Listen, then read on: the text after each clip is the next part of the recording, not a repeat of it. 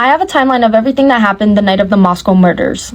Every statement I'm about to read off is a confirmed fact by either Ellie, coroner, or one of the immediate families of the victims. If you want a link to the interview or article, just DM me on Instagram and I'll send it over. On the morning of November 11th, Kelley bought her Range Rover all by herself, then left her mom's house to go show Maddie her new car and go to the Pi-Fi party. Pi-Fi party was that night. Now we jump to November 12th. At 10:31 a.m., Maddie paid Kelley with a note, coffee. 10:59 a.m., Ethan paid Kelley with a note, thank you. 11:10 a.m., Ethan paid Kelley with a note, yeah. 2:30 p.m., Kelley called her mom after sending pictures and telling her about how much fun she and Maddie had at Pi-Fi party last night. 4 p.m., final Vandal football home game.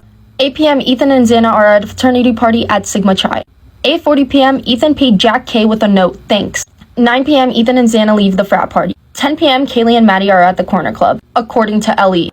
10:15 p.m., K and M were picked up from their house, per Kelley's mom and sister. So there's a mess up somewhere in that timeline, but that's for Ellie to figure out. 10:20 p.m., K and M arrive at the corner club, per Kelley's mom and sister. Now we jump to November 13th. 12 a.m. midnight, Xana speaks to her father, Jeffrey, for the last time, and he mentions that she was hanging out at home with her boyfriend. 1 a.m., the two surviving roommates arrive home after being out in the Moscow community, separately. 1:30 a.m., Kelley and Madison leave the bar in downtown Moscow.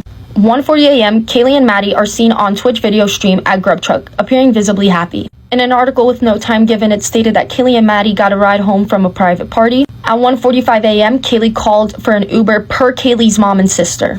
Also at 1:45 a.m., Ethan and Xana arrive at the residence on King Road. 1:49 a.m., Uber picked up K and M per Kelley's mom and sister. 1:56 a.m., Kelley and Maddie arrive home per Kelley's mom and sister. Confirmed by Ellie on 11:25.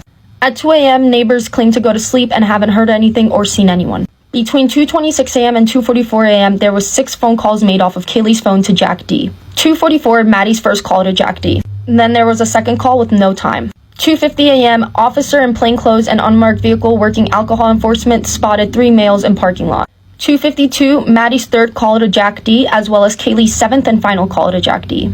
3 to 4 a.m., time of death of all 4 victims. 3:01 a.m., officer made contact with the 3 males spotted in parking lot.